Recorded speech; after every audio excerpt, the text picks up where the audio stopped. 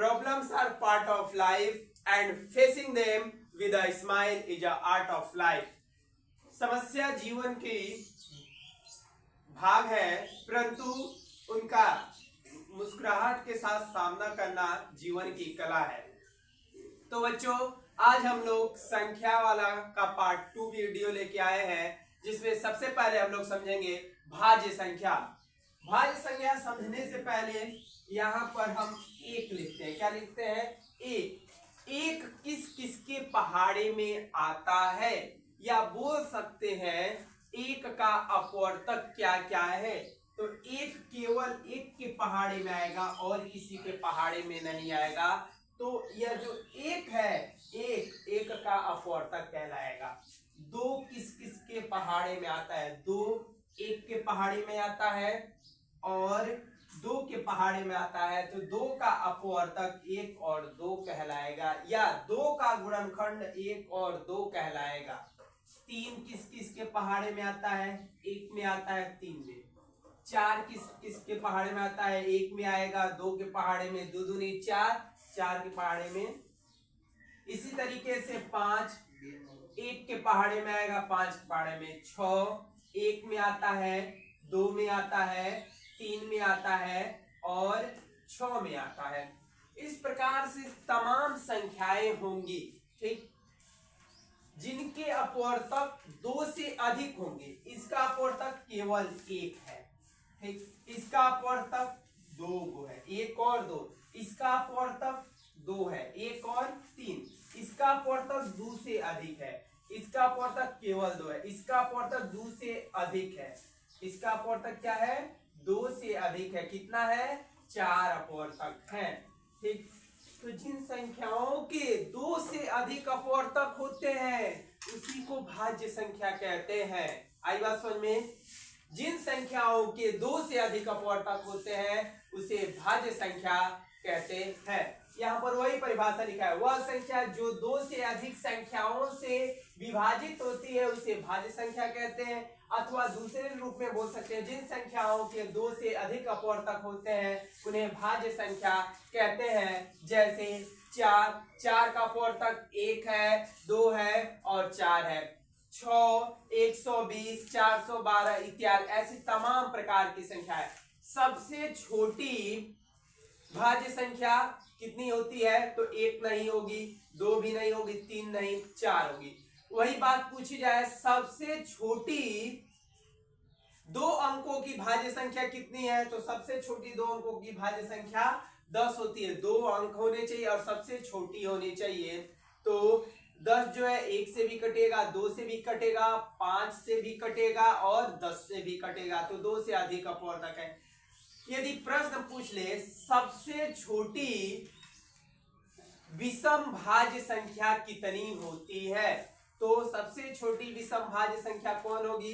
4 के आगे बढ़ो, 4 तो सम हो गया, 5 नहीं होगा, 6 जो है सम है, 7 तो होगा नहीं भाज्य संख्या, 8 जो है सम है, 9 की बात करें तो 9 जो है 1 से कटेगा, 3 से कटेगा, 9 से कटेगा, 2 से अधिक अपवर्तक है तो इसे भाज्य संख्या बोल सकते हैं। और यह विषम संख्या भी है। तो सबसे छोटी भाज्य विषम संख्या कितनी होती है? 9 होती है।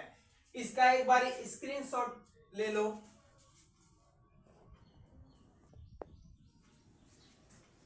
अब हम लोग समझेंगे अभाज्य संख्या प्राइम नंबर, वही जो प्राइम लेवल तुम लोग कहते हो फ्री फायर में, हम यहाँ पर प्राइम नंबर समझाएंगे, ठीक है।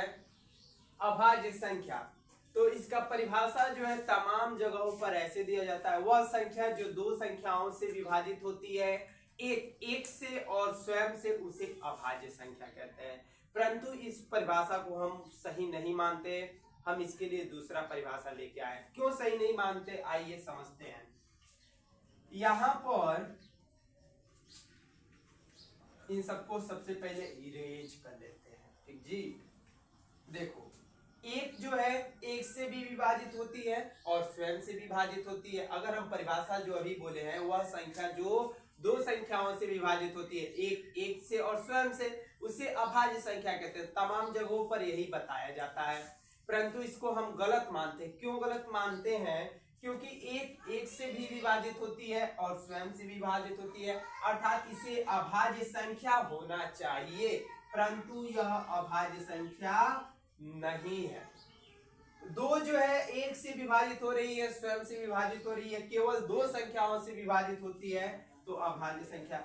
ये भी अभाज्य संख्या, ये नहीं होगा कारण कि दो से अधिक संख्याओं से विभाजित हो रहा है, ये अभाज्य संख्या होगा, ये नहीं होगा, ये नहीं होगा। ठीक, अगर जो परिभाषा हम बताए उस परिभाषा को फॉलो करें तो एक में दिक्कत आ जाती है, एक को हम अभाज्य कहें या न कहें बड़ी चिंता वाली बात हो जाती है। इसलिए हम नया परिभाषा बनाए हैं। क्या है? जिन संख्याओं के केवल दो अपवर्तक होते हैं, एक और दूसरी वह संख्या स्वयं, उसे अभाज्य संख्या कहते हैं। जिन संख्या के केवल दो अपवर्तक, एक तो एक होनी चाहिए और दूसरी वह संख्या स्वयं होनी चाहिए, तो उसे हम लोग क्या कहते हैं? अभाज्य संख्या कहते हैं। देखो, एक का अपवर्तक केवल एक है, दो अपवर्तक नहीं है, इसलिए इसे अभाज्य संख्या नहीं कहते हैं। पिछली परिभाषा के अनुसार आप लोग देखेंगे तो उसमें ये फिट नहीं होता है, तो हमारी परिभाषा के अनुसार इसका व्याख्या आसानी से हो जा रहा है। क्योंकि इसके दो अपवर्तक नहीं है इसलिए अभाज्य संख्या। इसके दो अपवर्तक हैं, एक से कट रहा है, एक स्वयं दो से कट रहा है, इसके भी दो अपवर्तक हैं, एक से और तीन से, इसके दो से अधिक अपवर्तक, दो से अधिक अपवर्तक रहेगा तो उसे भाज्य संख्या कहते हैं, अभाज्य संख्या नहीं कहते हैं। इसके केवल दो अपवर्तक है तो यह अभाज्य संख्या होगा, इन सब में दो से अधिक अपवर्तक है तो यह अभाज्य संख्या नहीं होगा। यहाँ पर उदाहरण जैसे लिखे हैं 2, 3, 5, 11, 101 इत्यादि हो सकते हैं। सबसे छोटी अभाज्य संख्या कितनी है? 2 है। सबसे छोटी दो अंकों की अभाज्य संख्या कितनी है? 11 है। प्रश्न ऐसे पूछ दे, सबसे छोटी सम अभाज्य संख्या कितनी है? तो सबसे छोटी सम अभाज्य संख्या 2 है। इसका एक बार स्क्रीनशॉट ले लो।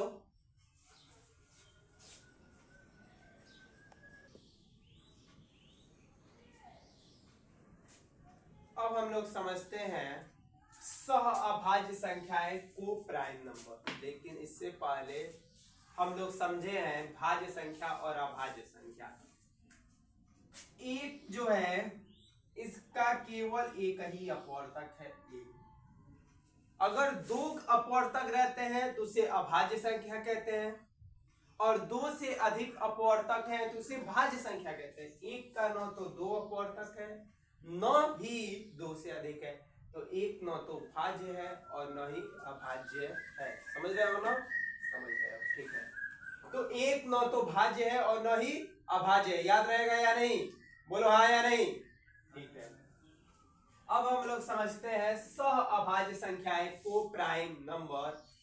तो को प्राइम नंबर दो संख्याओं को कहते हैं, ठीक जी। दो संख्याओं का ऐसा युग्म, युग्म मतलब जोड़ा, जोड़ा मतलब दो लोग एक साथ रह रहे हैं, तो दो संख्याओं का ऐसा युग्म जिनका उभयनिष्ठ गुणनखंड केवल एक हो, उभयनिष्ठ गुणनखंड केवल एक हो, उसे अभाज्य सह अभाज्य संख्याएं कहते हैं। जैसे यहाँ पर लिखा है दो संख्याएं सह अभाज्य संख्याएं कही जाती हैं यदि उनके उभयनिष्ठ गुणनखंड केवल एक हो। उभयनिष्ठ गुणनखंड कितना होना चाहिए? केवल एक, मतलब उभयनिष्ठ अपवर्तक केवल एक होना चाहिए। उभयनिष्ठ का मतलब दोनों में जो हो, कॉमन हो। जैसे 2 एक से कटेगा और 2 से कटेगा, 3 एक से कटेगा और 3 से, इन दोनों में उभयनिष्ठ केवल एक है, ठीक। दोनों जो है केवल एक से कटेंगे और किसी नहीं।